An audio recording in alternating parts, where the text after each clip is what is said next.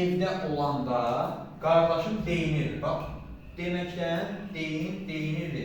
Qaydaş növdə olan fiildir. Kim deyinir qardaşım? Bax, subyekt. İşi öz üzərində görən subyekt var. Amma burada da deyən subyekt var. Deməli, qaydaş növdə olan fiildə 2 dənə subyekt ola bilər. Bu subyektdən biri mübtəda vəzifəsindədir, amma digər subyekt isə fiili bağlamanın tərkibindədir. Digər 6-cı cümləyə baxaq. Mən kəndə gedəndə atam evimizi tikdirirdi. Tikdirirdi. Kiməsə tikdirirdi. İkinci bir şəxsə, yəni ustalara tikdirirdi.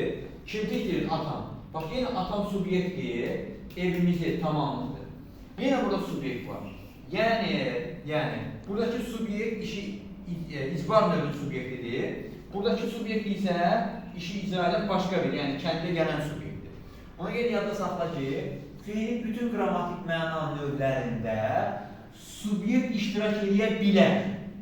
Amma şəxsiz növdə subyekt iştirak edə bilər, mübtəda kimi yox.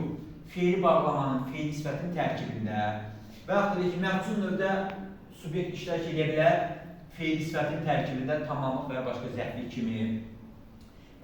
Məlum növün tərkibində yenə iştirak edə bilər, amma fiilin tərkibində, fiili bağlamanın, fiil sifətinin və yaxud da məsələnin tərkibində.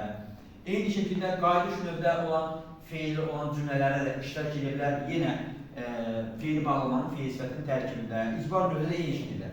Nəticə etibarilə fiilin bütün təsdiqlənməyən formaları olan cümlədə, fiilin bütün qrammatik məna növləri olan cümlədə subyekt işlənə bilər.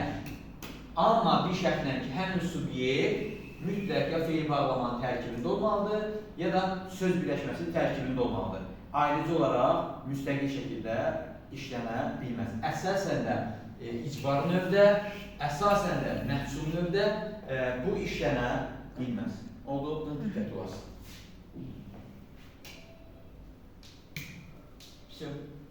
Söndürüm.